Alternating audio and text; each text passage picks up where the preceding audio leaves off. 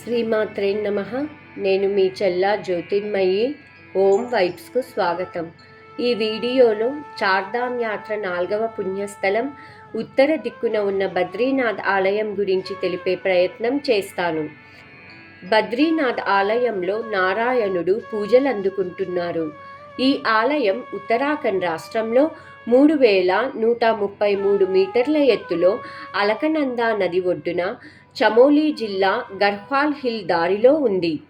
హిమాలయ ప్రాంతంలో తీవ్రమైన వాతావరణ పరిస్థితుల కారణంగా ఇది ప్రతి సంవత్సరం 6 నెలలు అనగా ఏప్రిల్ చివరి నుండి నవంబర్ ప్రారంభం మధ్య తెరిచి ఉంటుంది. ఈ ఆలయానికి సంబంధించి పురాణగాథ ఇప్పుడు తెలుసుకుందాం. బ్రహ్మవైవర్త పురాణంలో బ్రహ్మఖండంలో 29 మరియు 30వ భాగంలో నారాయణుడు బద్రీనాథ్కు ఎందుకు వచ్చాడు అనే కారణం వివరించి ఉంది. ఒకసారి నారద మహర్షి వైకుంఠానికి వెళ్ళినప్పుడు లక్ష్మీదేవి యథావిధిగా విష్ణువుకు సేవలు చేస్తూ కనిపించింది. ఇది చూసిన నారదుడు, స్వామి, నిన్ను చూసి భూలోక వాసులందరూ ఇలాగే నిద్రలో ఉండాలేమో అని అనుకుంటారు, నీవు ఆదర్శవంతుడిగా ఉండాలి అని చెప్పడంతో అందుకు విష్ణువు వైకుంఠాన్ని వదిలి హిమాలయాలకు వెళతాడు. హిమాలయాలన్నీ శివునికి నివాస స్థలాలే. హిమవంతుని కుమార్తె పార్వతిని పెళ్లాడినందుకు అల్లుడికి కానుకగా హిమాలయ పర్వతాలన్నీ ఇస్తాడు. అక్కడ కొలువై ఉన్న శివపార్వతులను విష్ణువు చూసి ఒక చిన్న బాలుని రూపంగా మారి ఏడుస్తూ ఆ ఆది దంపతులకు కనిపిస్తాడు. ఏడుస్తున్న బాలుని చూసిన పార్వతీదేవి బుజ్జగించి కుటీరంలోకి తీసుకొని పోయి అన్నం తినిపించి నిద్రపుచ్చుతుంది. ఆ బాలుడు నిద్రపోతున్న సమయంలో శివపార్వతులు బయటకు వెళతారు. ఇద్దరూ తిరిగి వచ్చేసరికి పిల్లవాడు తలుపు గడియ పెట్టడం చూసిన శివపార్వతులు తలుపు గట్టిగా తీయడంతో అక్కడ విష్ణువు పద్మాసీనుడై చతుర్భుజాలతో ధ్యానం చేస్తూ కనిపించారు. అప్పుడు నారాయణుడు తనకు ఈ స్థలం బాగా నచ్చిందని, మీరు వేరొక చోటికి వెళ్ళండని అభ్యర్థించగా అర్థం చేసుకున్న ఆది దంపతులు కేదార్నాథ్కి వెళ్ళి స్థిరపడ్డారని ఇక్కడ స్థానికులు చెబుతున్నారు. శివపార్వతులు వెళ్ళాక విష్ణువు ఆ చలిలో ధ్యానం చేస్తూ ఉండేవాడు. ఇది చూసిన లక్ష్మీదేవి విష్ణువుకు శీతాకాల శోషణ తీర్చేందుకు ఒక పెద్ద రేగు చెట్టు రూపం దాల్చి విష్ణువుకి నీడ ఇచ్చింది. అలా నారాయణుడు ధ్యానం ఎలా చేయాలో ప్రపంచానికి ఉదాహరణగా నిలిచాడు. బద్రీ అనగా రేగుపండు, నాథ్ అనగా దేవుడు. అందుకే ఇక్కడ వెలసిన దేవుడికి బద్రీనాథ్ అనే పేరు వచ్చిందని స్థల పురాణం.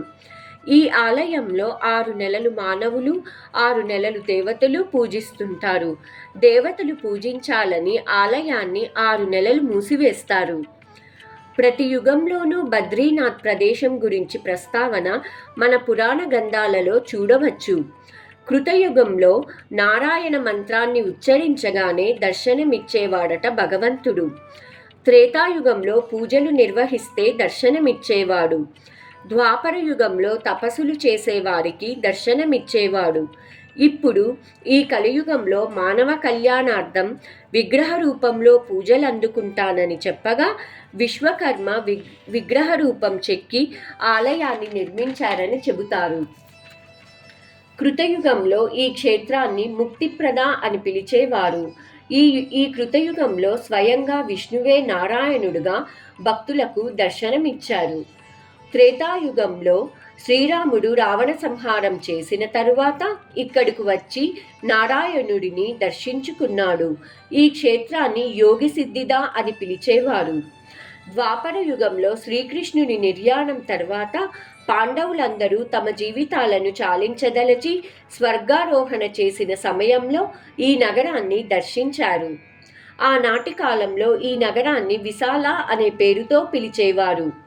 కలియుగంలో 8వ శతాబ్దానికి చెందిన ఆదిశంకరాచార్యుల వారు దేశాటన చేస్తున్న తరుణంలో బద్రీనాథ్ వచ్చి నారదకుండ్లో స్నానమాచరిస్తుండగా వారికి శాలిగ్రామంతో చేయబడిన నారాయణుని విగ్రహం దొరికింది.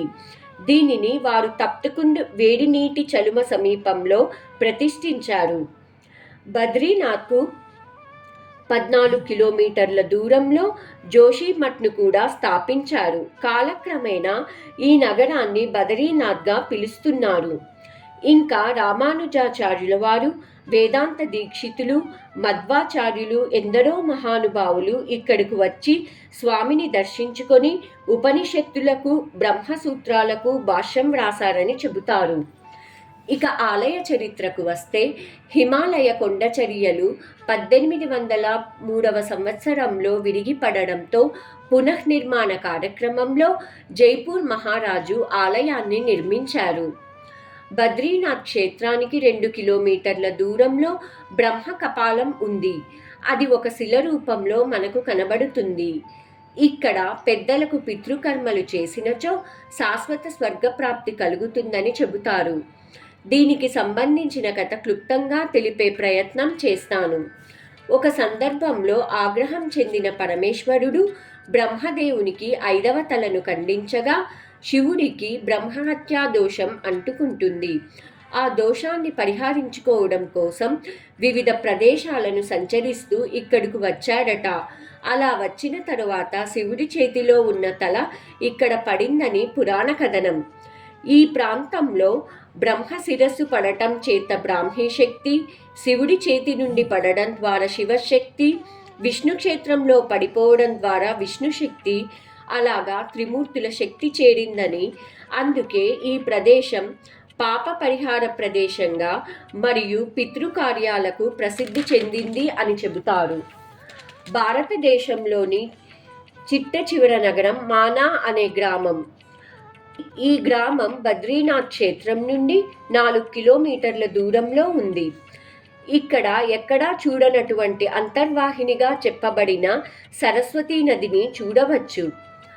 వ్యాస మహర్షి మహాభారతాన్ని చెబుతూ ఉంటే స్వయంగా గణేశుడే ఆ పురాణాన్ని వ్రాసాడని, దానిని గణేశ గుహగా చెబుతారు. ఇక్కడే వ్యాస భగవానుడు 4 వేదాలను సంకలనం చేశాడని, ఆ గుహే వ్యాస గుహ అని అంటారు. ఇక ముందుకు వెళితే ద్వాపర యుగంలో పాండవులు స్వర్గారోహణ చేసే సమయంలో ఇక్కడ 2 పర్వతాల మీద వెళ్ళవలసి వచ్చినప్పుడు ఆ కొండల మధ్య లోయలను దాటుకొని వెళ్ళటానికి భీముడు ఆ 2 కొండలను కలుపుతూ ఒక పెద్ద కొండను తెచ్చివేయగా ఆ కొండల మీదుగా పాండవులు నడిచి వెళ్లారని, ఆ కొండనే భీమ్ పూల్ అని చెబుతారు. ఇంకా ముందుకు వెళితే వసుధారా జలపాతం వస్తుంది. ఇక్కడే అష్టావసులు 1000 సంవత్సరాలు తపస్సు చేసినట్లు పురాణాలు చెబుతున్నాయి. ఈ జలపాతం నుంచి వచ్చే నీటి తుంపరులు వెళ్ళిన అందరి మీద పడవని, పుణ్యాత్ముల వారి మీదనే పడతాయని చెబుతారు. ఇక్కడ ఎన్నో వింతలు విశేషాలు ఈ గ్రామంలో మనం చూడవచ్చు. ప్రస్తుతం బద్రీనాథ్ క్షేత్రంలో నారాయణుడు బద్రీ చెట్టు కింద బంగారు పందిరంలో ఉంచిన శాలిగ్రామ విగ్రహంలో కొలువై ఉన్నారు. ఒక చేతిలో శంఖం, ఒక చేతిలో చక్రం, ఇంకో 2 చేతులో ఒకదానిలో ఒకటి ఉండి యోగముద్ర భంగిమలో ఉంటాయి. ఈ గుడి తలుపులు 6 నెలలు మూసేటప్పుడు ఆలయంలో 6 నెలలకు సరిపోయే విధంగా నెయ్యిని దీపంలో వేసి వెలిగిస్తారు. ఆ అఖండ జ్యోతిని తలుపులు తెరుచుకోగానే భక్తులు దర్శిస్తారు. ఇంతటి పుణ్యస్థలం బద్రీనాథ్ క్షేత్రం 108వ దివ్య దేశాలలో ఒకటిగా, విశిష్టమైన పురాణాలలో చెప్పిన ప్రదేశంగా, ప్రతి యుగంలోనూ భగవంతుడు దర్శనమిస్తారు అని చాటి చెప్పే ప్రదేశం బద్రీనాథ్. ఇంతటి విశేషాలు కలిగిన ఈ పుణ్యధామం అందరూ సందర్శించవలసిన పుణ్యక్షేత్రం. ఇంతటితో చార్ధామ్ యాత్ర 4వ పుణ్యస్థలం బద్రీనాథ్ విశేషాలు సంపూర్ణం. సర్వే జనా సుఖినో భవంతు.